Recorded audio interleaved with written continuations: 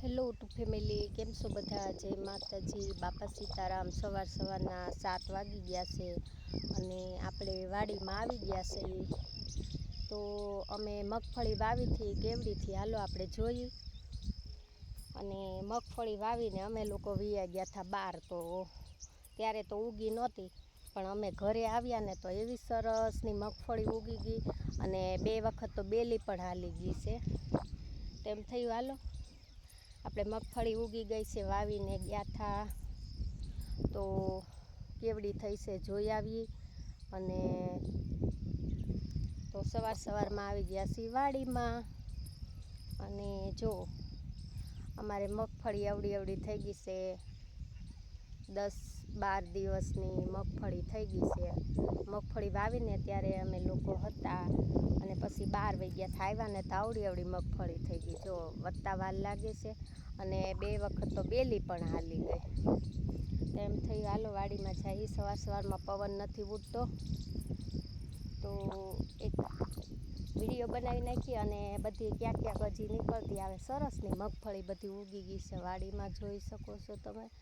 બાજુની વાડીમાં વાવીથી એ પણ બધી ઉગી ગઈ છે. અને આ 8 વીઘાની છે, આ પણ બધી સરસની ઉગી ગઈ છે. અને આમાં બેલી નથી હાલી, ઓલી સાઈડમાં હાલી ગઈ છે. આમાં આટલામાં હાલી, એટલામાં બાકી છે. અને હજી ઉગતી આવે છે ને એવું બધું છે. તો જો આ છે મગફળી 22 નંબર. અમે ઓરવીને વાવી દીધી હતી ફુવારા મૂકીને, તો આવી ઉગી ગઈ છે. થઈ ગઈ છે સરસની, બહુ વાંધો નથી આવ્યો. તો આ છે 8 વીઘાની મગફળી અને ઓલી બાજુ આવેલી છે. અને વાવવાનું અમારે મગફળી વાવવાનું ચાલુ છે, કેમ કે થોડી ઓરવીને વાવી દઈએ છીએ. તો આટલી મગફળી તો અમારે ઉગી ગઈ છે.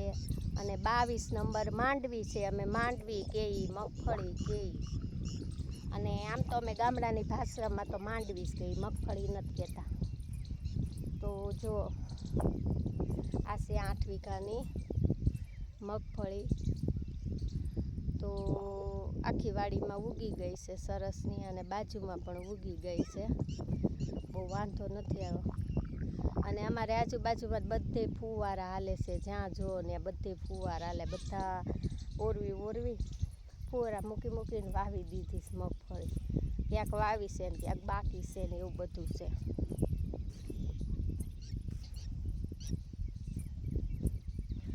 અને એકદમ સરસની થઈ ગઈ છે મગફળી. ને ઓલી બાજુ વાવેતર ચાલુ છે.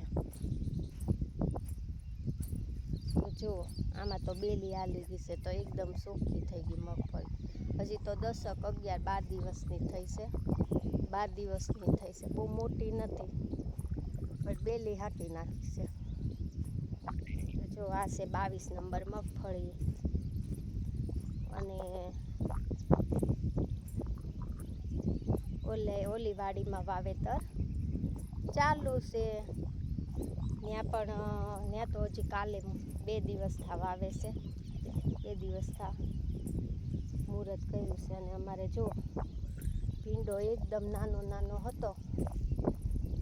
મેં જ્યારે વિડીયો બનાવ્યો ને ત્યારે હું તમને બતાવું કેવડો ભીંડો થઈ ગયો. પાયેલું છે એટલે અંદર નહીં જવાય, તો તમને બહારથી ખાલી બતાવી. તો જો અમારે ભીંડો પણ સરસનો મોટો થઈ ગયો છે. અને થોડાક દીમાં ભીંડો પણ હજી ફૂલ તો નથી ઉડ્યા, બધે સડી ગયો છે. અને ભીંડો છે પાયેલો, ખૂટી જાય એવું છે, એટલે અંદર નથી જાતી. તો જો ભીંડો પણ એકદમ સરસનો થઈ ગયો છે. હવે થોડાક દીમાં ભીંડો આવવા મળશે. અને મરસી વાવવાની છે. મરસીનું પડું પણ એકદમ ચોખ્ખું ને સરસનું થઈ ગયું છે. જો આમાં વાવવાની છે આપણે મરસી. પણ મરસીનો રોપ છે ને હજી બહુ નાનો છે, થોડોક વધે ને પછી મરસી સોંપી દઈએ. જો આ છે મરસીનું પડું બાજુમાં, ભીંડાની બાજુમાં મરસીનું પડું બનાવેલું છે. આમાં વાવવાની છે મરસી. અને આ બધી છે 22 નંબર મગફળી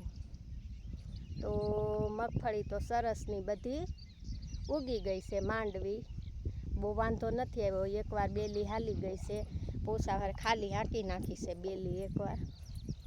અને હજી ક્યાંક થોડુંક આમ તેમ દેખાય છે, પણ મને એમ છે ઉગી જાય, નહીં વાંધો આવે.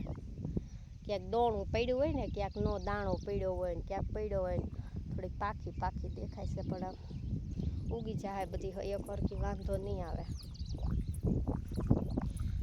તો એમ થયું હાલો સવારમાં પવન નથી ઉડ્યો, તો એક વિડીયો મૂકી દઈ બનાવીને. અને પવન ઉઠશે ને એટલે તો કાંઈ કામે નહીં થવા દે ને કાંઈ સાંભળવાય નહીં દે, એટલો ઝાપટનો પવન ઉડે છે અમારે ગામડામાં. અત્યારમાં જ થોડીક વાર પવન નથી ઉડતો, આખો દી તો બહુ જ પવન ઉડે, કાંઈ કામ ન થાય, કાંઈ સંભળાય નહીં, એટલો પવન ઉડે. તો આપણે સવારમાં 7 વાગ્યામાં આવી ગયા હતા વાડીમાં. તો એક વિડીયો બનાવી નાખ્યો છે. અને હવે બનાવશું આપણે શિરામણ, ચા ભાખરીને એવું બાકી છે. અને ભૂરિયાને સ્કૂલે પણ આજે જવાનું છે 7:30. તો હાલો, તો હમણાં ફટાફટ બનાવી નાખું અને ભૂરિયાને તૈયાર કરું. આજે સ્કૂલે જવાનું છે. ભૂરિયાને ખુલ્લી તો ગઈ છે કીધું સ્કૂલ, પણ અમે બહાર ગયા હતા તો 2-3 દીની ભૂરિયાને રજા પડી છે, તો આજે ભૂરિયાને સ્કૂલે મોકલવાનો છે.